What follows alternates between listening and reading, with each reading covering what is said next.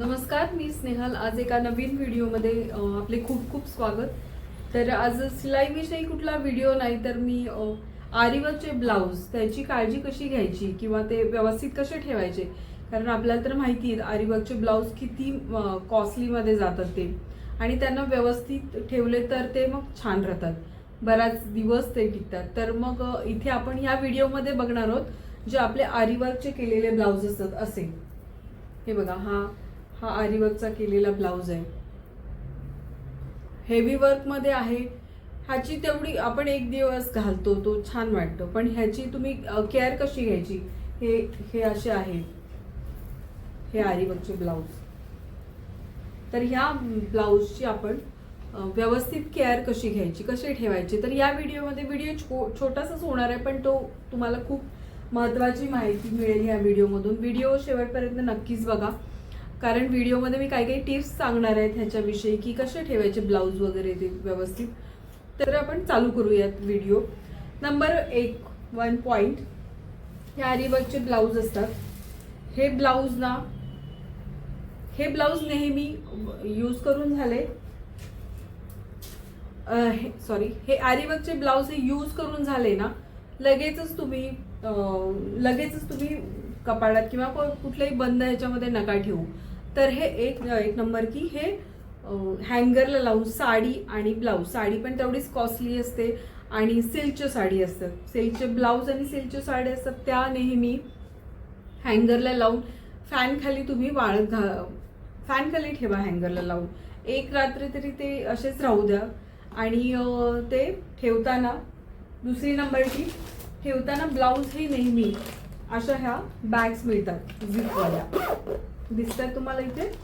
तर हे असे झिपवाल्या बॅग मिळतात. ह्या झिपवाल्या बॅगमध्ये हे ब्लाऊज तुम्ही ठेवायचे असतात. ही 1 नंबरची 2 नंबरची टिप झाली ह्याच्यामध्ये.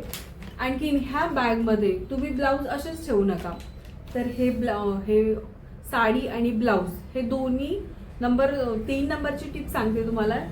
हे ब्लाऊज इस्त्री वगैरे करा, इस्त्री करून ते ठेवा, जेणेकरून जे काही मॉइश्चर असेल त्याच्यामध्ये तर ते व्यवस्थित राहतील, मॉइश्चर पकडणार नाहीत.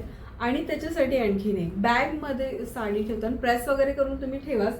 त्याचबरोबर तुम्ही डांबर गोळ्या पण ठेवू शकता, पण इथे मी हे कापूर दिसतं, हे कापूर आणि व्हाईट पेपर, ह्याच्यामध्ये तुम्ही कापूर एक पुडी बांधा आणि ही पुडी अशी तुम्ही साडी आणि ब्लाऊज बरोबर ह्या बॅगमध्ये असे ठेवा तुम्ही. हे असे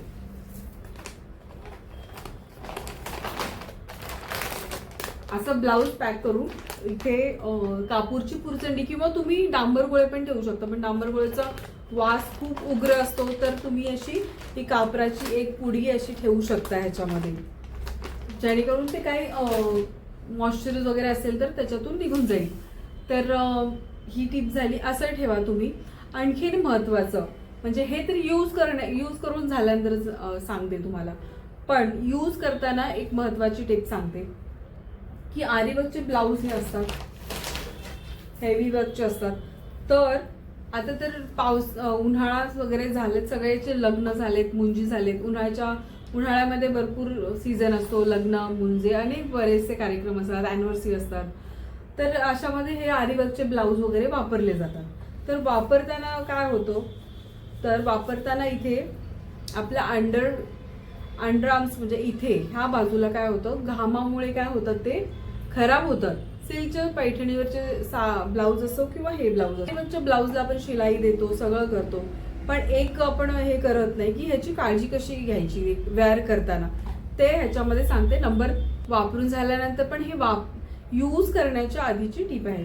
तर हा ब्लाऊज आहे, तर यूज करताना काय करायचं बघा, हे यूज करायच्या आधी हे आपल्या अंडरआर्म्सच्या असतात, तिथे काखेमध्ये जिथे घाम येतो, त्या घामामुळे काय होतं, तर हे खराब होतात.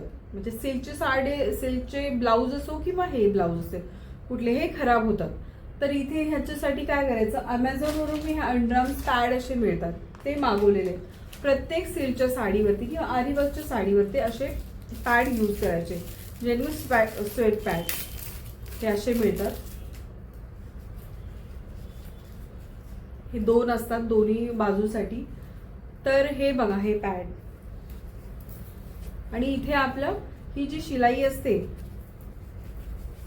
ही शिलाई ब्लाउजची, ही शिलाई आतल्या बाजूला हे करायचं आपण आतल्या बाजूला, आणि ही छोटी बाजू असते ती वरच्या ह्याच्यात ठेवायची. आणि इथे बघा मध्ये अशी एक मध्ये आपल्याला हे दिसते लाईन दिसते, ही लाईन आणि ही शिलाईची लाईन, ह्याच्यात हे आपण काढायचं आणि इथे चिटकवायचं.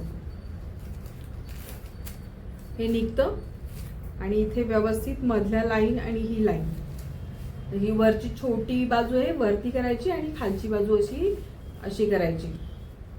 हे मध्ये बरोबर आपण असं चिटकवायचं स्लीव्हजला. हे बघा असं दिसतंय तुम्हाला, आणि असंच वेअर करायचं सरळ करून. हे 1 टाइम यूज आहे. यूज करून झालं की हे काढून तुम्ही रिमूव्ह करू शकता. तर हे खूप म्हणजे ही खूप महत्वाची टिप्स आहे याच्यामध्ये, की आरीवर्कचे ब्लाउज हे वेअर करताना तुम्ही स्वेट पॅड हे यूज केलेच पाहिजे, जेणेकरून तुमचा आरीवर्कचा ब्लाउज हा खराब होणार नाही. तर व्हिडिओ तुम्हाला कसा वाटला व्हिडिओ, आणि तुम्हाला कोणत्या विषयावर व्हिडिओ बघायला आवडतील तेही मला नक्कीच कमेंट करून सांगा. असेच नवनवीन व्हिडिओ बघण्यासाठी चॅनलला सबस्क्राईब करा. Thank you so much. आणि स्वतःची काळजी घ्या आणि ब्लाऊजची पण काळजी घ्या. Thank you so much. बाय.